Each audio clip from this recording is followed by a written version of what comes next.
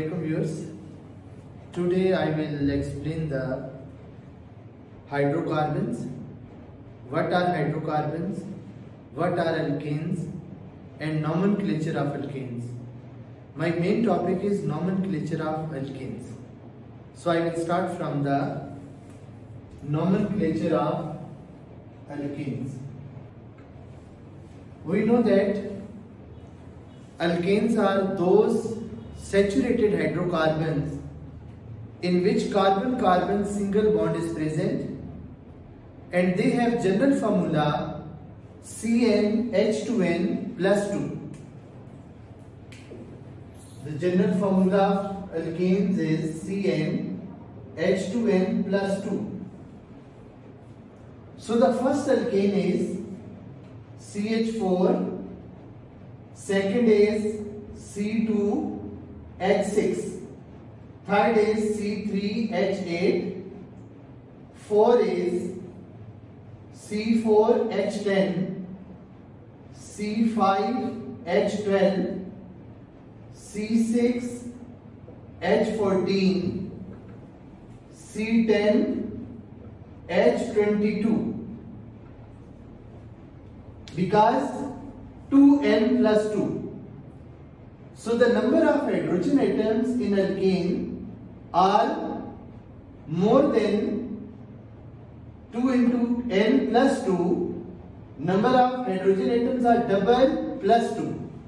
The first alkane is methane, second is ethane, third is propane, fourth is butane, 5 is pentane, 6 is hexane, 7 is heptane, 8 is octane, 9 is nonane, and 10 is decane.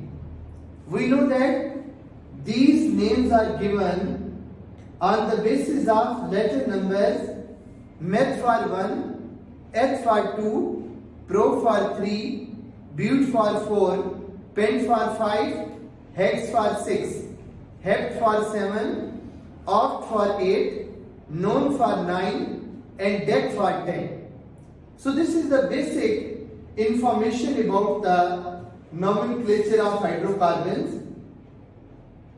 I will take some other examples. If there are 4 carbon atoms which are attached in a chain, this is called N-butane. Because it is normal butane. If any one carbon is present on the side of the chain, this is called isobutane. The name of this compound is isobutane. The word iso is used for the chain if only one carbon containing substance is attached on the chain. It is isobutane. Similarly, this is the isopentane.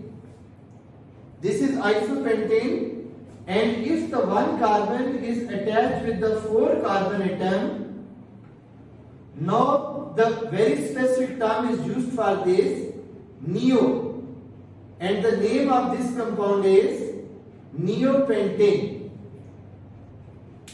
N-butane, isobutane, and this is the neopentane. So these are the very important concepts in chemistry. If the carbon atom is attached with the 3 carbon atom, it is called isocarbon. If carbon atom is attached with the 4 carbon atom, it is called neocarbon. So this is all about the introduction of the nomenclature, how we can name the straight chain alkanes, but our main problem is, main concept is how we can name branch chain alkanes. In order to explain the branch chain alkanes, I will explain the IUPAC rules. You know that IUPAC nomenclature is based upon the very single principle: each different compound should have different name. Each different organic compound should have different name.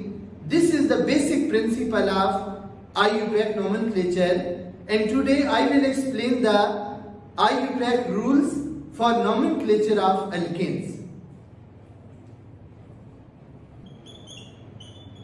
This is the rule number 1. Select the longest continuous chain of carbon atoms containing carbon-carbon single bond, and this chain gives parent name to alkane. I will explain this rule with the help of example. Suppose this is the compound 1, 2, 3. This is the very important example for rule number 1. There are two possibilities, 1, 2, 3, 4 and 5. 1, 2, 3, 4, 5 and 6. So in this chain, there are 6 carbon atoms. We will select this chain, and this chain will be parent chain. The group which is not included in the chain, this is called substituent.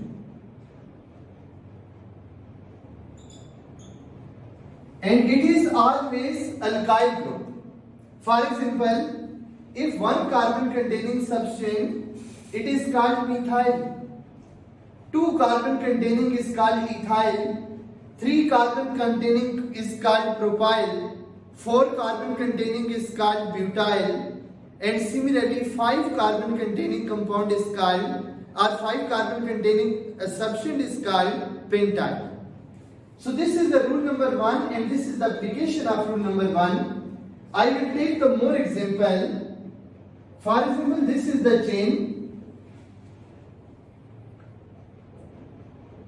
This is the second example of rule number 1. In this example, 1, 2, 3, 4 and 5. 1, 2, 3, 4, 5 and 6. 1, 2, 3, 4, 5 and 6. So there are 3 possibilities. I will select this chain. This will be longest continuous chain. So this is the rule number 1. Select the longest continuous chain. And you know that the chain is, this is the starting point and this is the ending point. In this case, the substituent is 2 carbon containing, and this substituent is called ethyl. So this is all about the rule number 1. Select the longest continuous chain of carbon atoms containing carbon-carbon single bond. Now I will explain the rule number 2. 2 is related with the numbering. How we can number the longest continuous chain, and this rule is number the longest continuous chain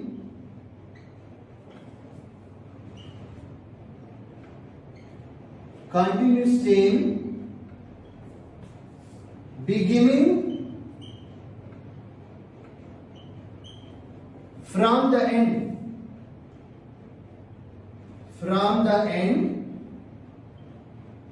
Which is nearer to substituent. This is the rule number 2, which is related with the numbering. How we can number the chain? In order to explain this rule, I will take another example. This is the example. Rule number 1 is selection of chain. I have already explained. So I will select this chain. This is the longest continuous chain. According to this rule, we will start the numbering from the end, which is nearer to substituent. In this case, if I will start the number from this 1, 2, 3, 4, substituent is present on carbon number 4. If I start from this side 1, 2 and 3, so I will start the numbering from the right side 1, 2, 3, 4, 5 and 6. The reason is, from right side, substance is present on carbon number 3. I will take another example in order to explain this rule. Numbering.